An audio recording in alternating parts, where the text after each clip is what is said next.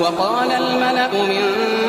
قومه الذين كفروا وكذبوا بلقاء الآخرة وأترفناهم